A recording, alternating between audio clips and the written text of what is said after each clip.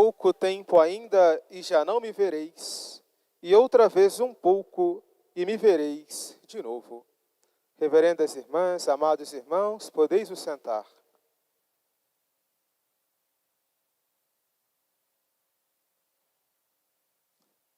Estamos hoje, por graça de Deus, no terceiro domingo depois da Páscoa. E nosso Senhor fala conosco no dia de hoje por meio da Sagrada Liturgia, por meio do Santo Evangelho. Mas certamente a leitura, o Evangelho que nós escutamos, ele tem o seu grau de dificuldade, o seu grau de complexidade. Pelo menos por 3 vezes, nós escutamos Jesus repetir: pouco tempo ainda e já não me vereis, e outra vez pouco tempo e me vereis de novo. Essa passagem no Evangelho chega a ser um pouco repetitiva. E certamente nós pensamos que parece ser também um tanto despropositada, sem razão de ser.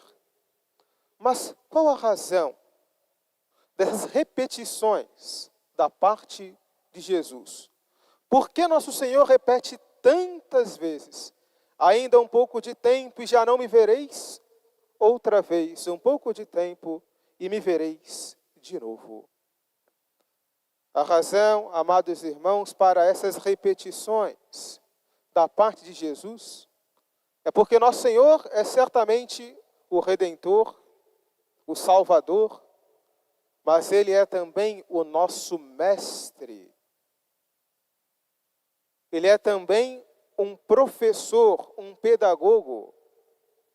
E todo mestre, todo professor sabe que para fazer os seus alunos gravarem uma fórmula, é necessário ser repetitivo. Portanto, se Jesus repete tantas vezes a mesma coisa, é para fazer com que os seus discípulos gravem essa verdade. Ainda um pouco de tempo e já não me vereis, e outra vez um pouco de tempo e me vereis de novo. Mas busquemos então entender o que Jesus quer dizer. O que é que nosso Senhor está anunciando quando diz: ainda um pouco de tempo e já não me vereis? Nosso Senhor está anunciando aos seus discípulos que Ele vai voltar para junto do Pai, que Ele vai voltar para o reino dos céus, que Ele vai subir aos céus. Mas, ao mesmo tempo que nosso Senhor anuncia essa verdade, nosso Senhor também consola os seus discípulos dizendo: mas ainda um pouco de tempo e me vereis de novo. Como assim? Ainda um pouco de tempo e me vereis de novo. Nosso Senhor está falando da felicidade do reino dos céus. Ou seja, os discípulos reencontrarão a Jesus no reino dos céus. Mas ainda as dúvidas permanecem. Nosso Senhor fala que ainda um pouco de tempo e os discípulos tornariam a vê-lo no seu reino. Mas, se nós olharmos para a história da igreja, esse um pouco de tempo para ver Jesus no reino dos céus, para São Pedro, demorou 30 anos. Para São João, que era jovem, quando escutou essa palavra de nosso Senhor, ele teve que esperar ainda 60 anos para ver Jesus. Como assim um pouco de tempo? 30 anos, 60 anos? Não são um pouco de tempo. Nas nossas vistas humanas, é muito tempo. Mas, para responder a essa pergunta, para encontrarmos a resposta para esse um pouco de tempo do qual fala Jesus, temos que olhar para 2 realidades. A primeira realidade: ainda um pouco de tempo e me vereis de novo. Nosso Senhor está falando uma verdade de fé. Mesmo que Ele esteja no reino dos céus, Ele também está conosco nesse exato momento, se as nossas almas estão em estado de graça. E o que é a graça divina? O que é a graça santificante? É a vida de Deus em nós. Portanto, se estamos na graça de Deus, Jesus está conosco.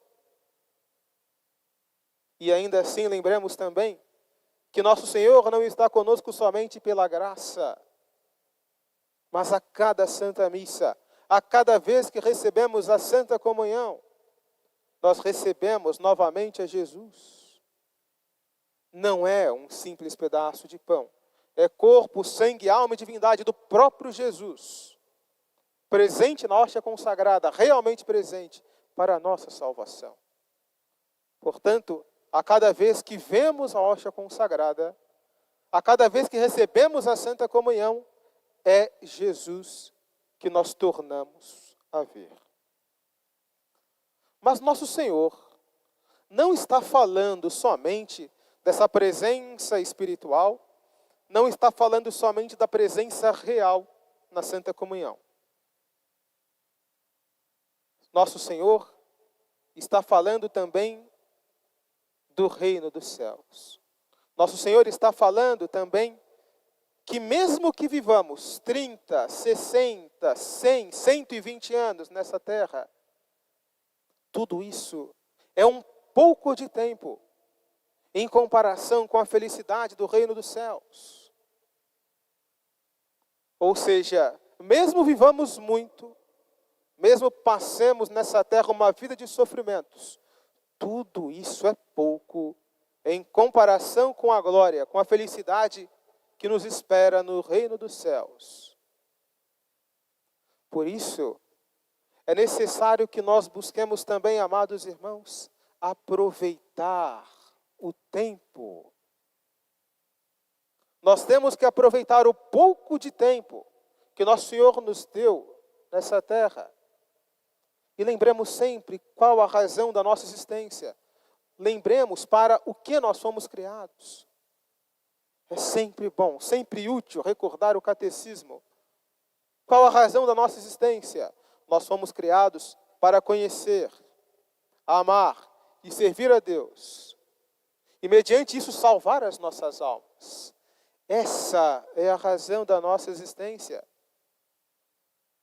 Mas para que nós possamos nos salvar, é necessário então aproveitar o tempo. E o tempo, de fato, passa muito rápido. Há pouco tempo atrás, nós celebramos o Natal, o nascimento de Jesus. Há pouco tempo atrás, nós iniciamos o tempo da Quaresma. Há pouco tempo atrás, nós celebramos a Semana Santa. Há pouco tempo atrás, nós celebramos a festa da Páscoa. E já estamos hoje no terceiro domingo da Páscoa, portanto, na metade do tempo pascal. Logo estaremos também na metade do ano, logo chegaremos também ao fim do ano. Portanto, o tempo passa, como a água que cai nas nossas mãos e se vai, também assim o tempo passa, com muita rapidez. Mas o que é que nós temos se o tempo passa tão rápido? O passado não nos pertence. O passado já passou. O futuro está nas mãos de Deus. Tudo o que nós temos é o presente. E nós temos que enxergar o presente como um presente de Deus, um dom de Deus. Cada instante, cada minuto, cada segundo que Deus nos dá, é como que se Ele nos desse uma pequena moeda para comprarmos o nosso ingresso no reino dos céus. Por isso o cristão tem que aproveitar bem o tempo para a glória de Deus e para a salvação da sua alma. O grande problema, amados irmãos, é que nos tempos em que vivemos, as pessoas não querem mais aproveitar o tempo. Pelo contrário, nos nossos tempos, há um grande vício de passar o tempo. As pessoas querem passar o tempo. Para isso existem os entretenimentos, mas ainda assim, isso não passa de uma ilusão.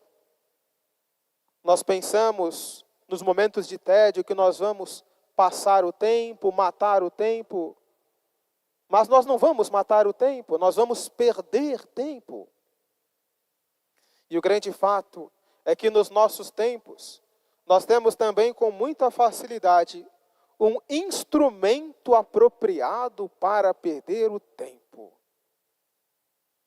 Esse instrumento para perder tempo é o celular, é a internet, são as redes sociais, ou então esses malditos vídeos curtos.